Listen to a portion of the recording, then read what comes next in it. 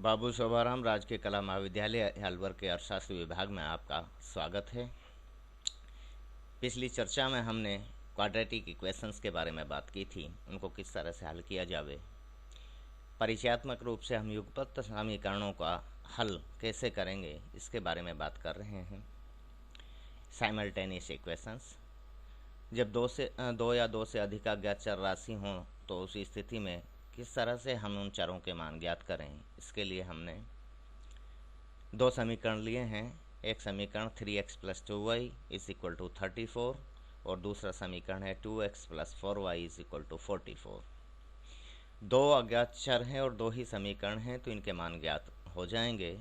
अब इसके लिए हम क्या करते हैं कि जैसे ये समीकरण 1 है, अब हम चाहते हैं कि ये y है जो इसका y का गुणांक दोनों के बराबर हो जाए, तो इसके लिए समीकरण 1 को 2 से मल्टीप्लाई करेंगे, ठीक है। और 2 से मल्टीप्लाई करके 2 से गुणा करके समीकरण 2 में से इसको घटा देते हैं।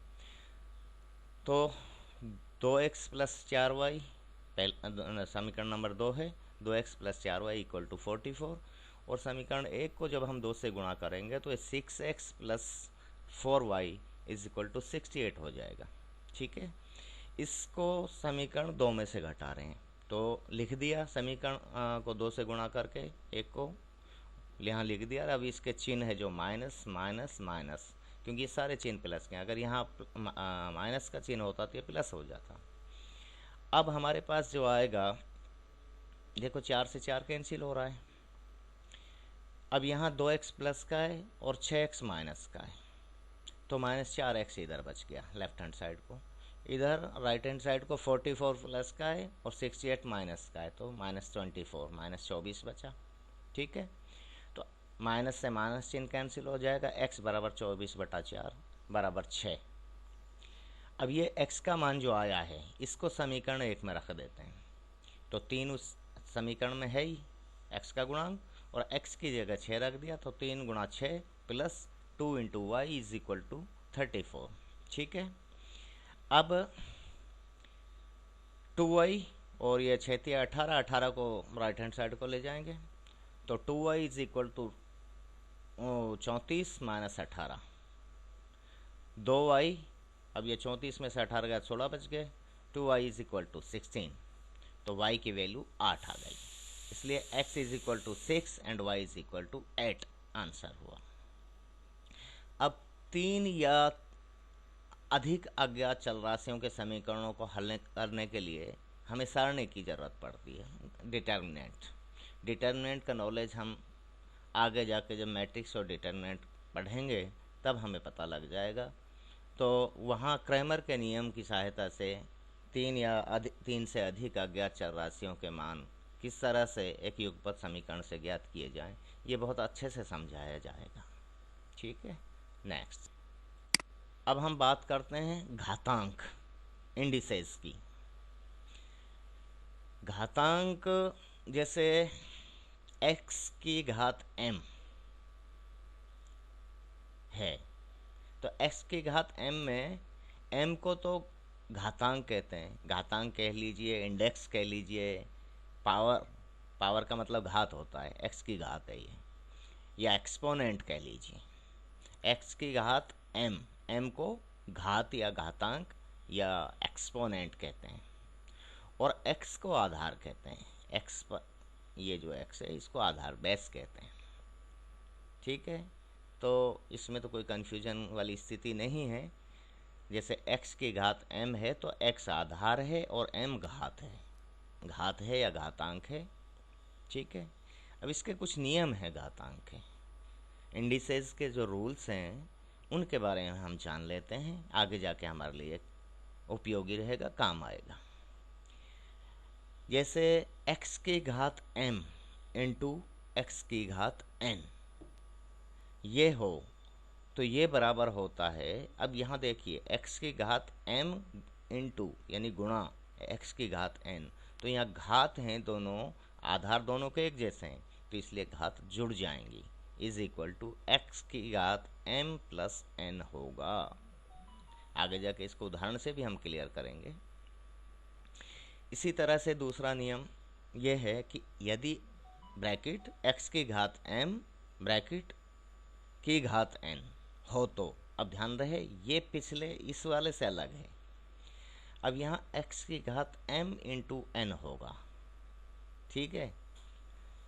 इसी तरह से यदि x की घात m भाग x की घात n हो या x की घात m बटा x की घात n हो तो दोनों के आधार समान हैं, तो x की घात m जो ऊपर है उसमें से n घट जाएगा माइनस n, ठीक है।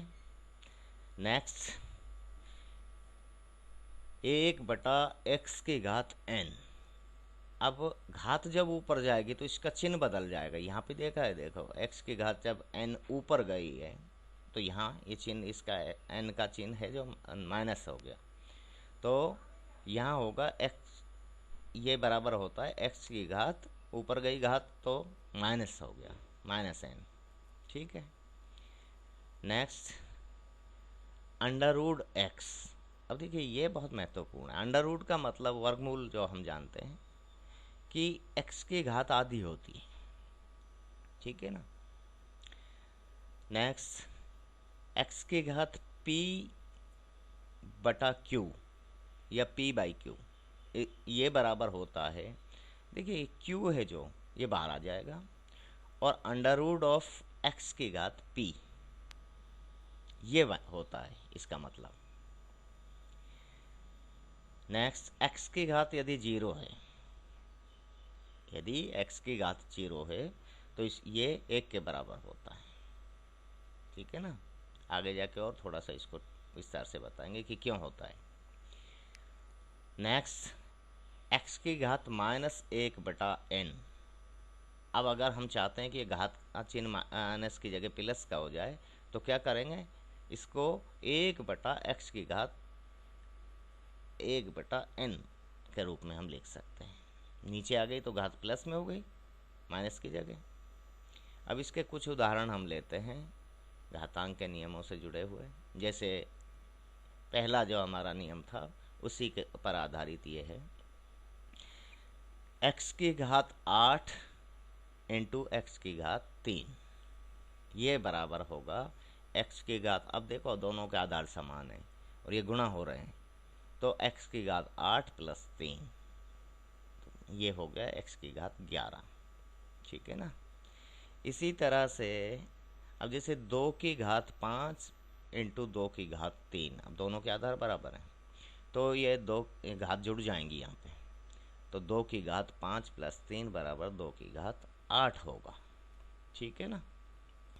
एक और उदाहरण, जैसे यदि x की घात 7 बटा x की घात 3 हो, घात कह लो पावर कह लो जो भी कहना चाहो, इज इक्वल टू, अब क्या होगा, ये जब ऊपर जाएगा तो इसके घात का चिन्ह है जो माइनस हो जाएगा प्लस की जगह, और अगर ये माइनस होता तो प्लस हो जाता, ठीक है।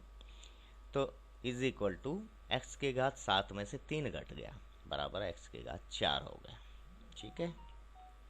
नेक्स्ट यदि एक्स की घात 5 ब्रैकेट की घात 4, अब ये देखो उस वाला है, यहाँ घात जुड़ेंगी नहीं, यहाँ गुना होंगी, तो इज इक्वल टू 5 चौका 20 एक्स के घात 20 होगा, ठीक है ना।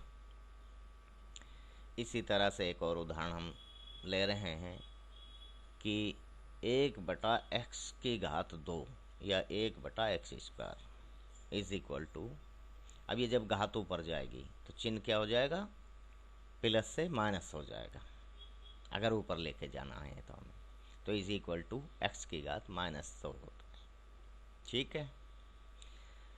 नेक्स्ट एक्स की घात 3 बटा 4, अभी जो मैंने बताया आपको एक्स की घात p बटा q वाला नियम है उसी के हिसाब से है, तो यहाँ ये 4 है बाहर आ जाएगा, ठीक है।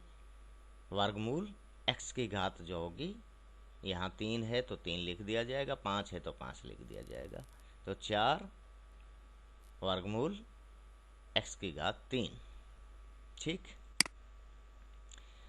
अब और हम जैसे इसके उदाहरण लेते हैं,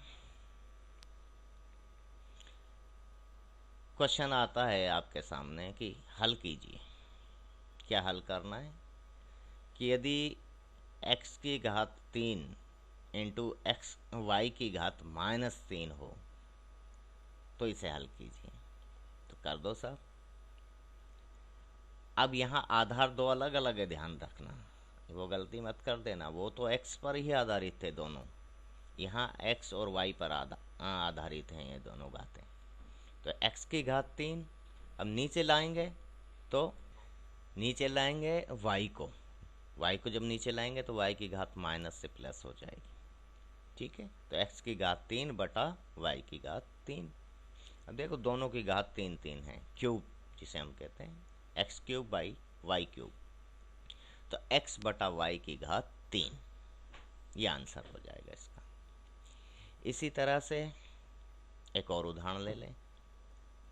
यदि x की घात -2 बटा y की घात -2 हो तो अब हल कीजिए इसको। तो आसानी से कर सकते हैं, क्योंकि y की घात -2 है, इसको हम ऊपर ले जाएंगे तो ये प्लस हो जाएगी। x की घात -2 है, ऊपर से नीचे की तरफ ले आएंगे तो ये प्लस हो जाएगी।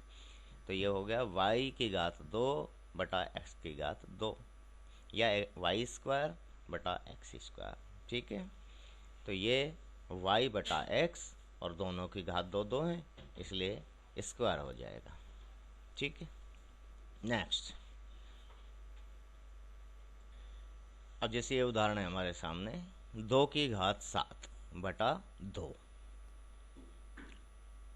अब कैसे करें इसको, ध्यान रखना, ये 2 का मतलब है 2 की घात 1। ठीक है, तो 2 की घात 7, अब दोनों के आधार एक जैसे हैं, इसलिए अब ये 2 जब ऊपर जाएगा 2 की घात 1 तो ये घात घट जाएगी। तो 2 की घात 7 माइनस 1 बराबर 2 की घात 6। ठीक है, नेक्स्ट। 2 की घात 1 बटा 4। अब इसको कीजिए सर, इसको हम लिख सकते हैं 4 अंडर रूट 2 की घात 1, और 2 की घात 1 का मतलब 2 होता है, तो 4 अंडर रूट 2 होगा ये। नेक्स्ट, 2 की घात 2 बटा 3। ठीक है, 2 की घात 2 बटा 3 बराबर, कैसे लिखें इसको, ये जो बटा का है तो बाहर आ जाएगा, और घात है जो ऊपर वाला है ये उसकी घात में हो जाएगा शामिल, वर्गमूल लगेगा इसमें। तो 3 अंडर रूट 2 की घात 2।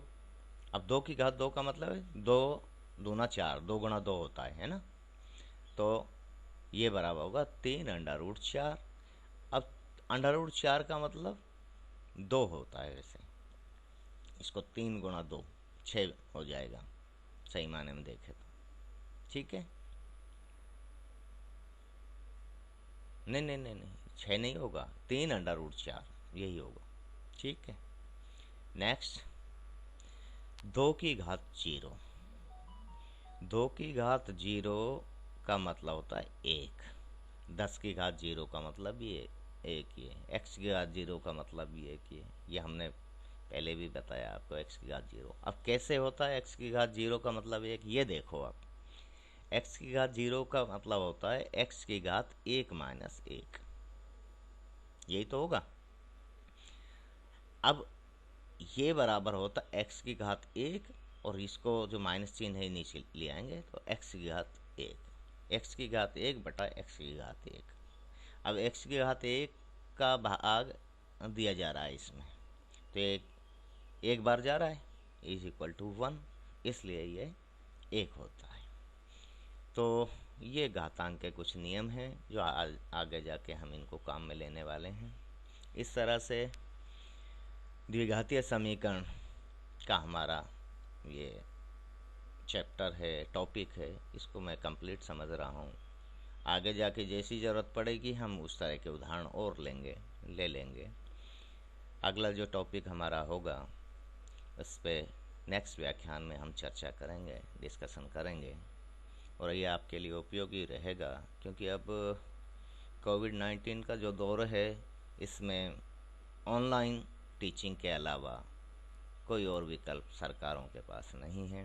तो हमें भी सरकार का सहयोग करना है। जन स्वास्थ्य के ध्यान में रखते हुए, अपने स्वास्थ्य को ध्यान में रखते हुए हम इस ऑनलाइन शिक्षण का जितना अधिक फ़ायदा ले सकें हमें लेना चाहिए। इसके लिए आपको मैं व्हाट्सएप ग्रुप पे इसका पीडीएफ फॉर्मेट में आपको मटेरियल प्रोवाइड करा दूंगा। थैंक यू, धन्यवाद।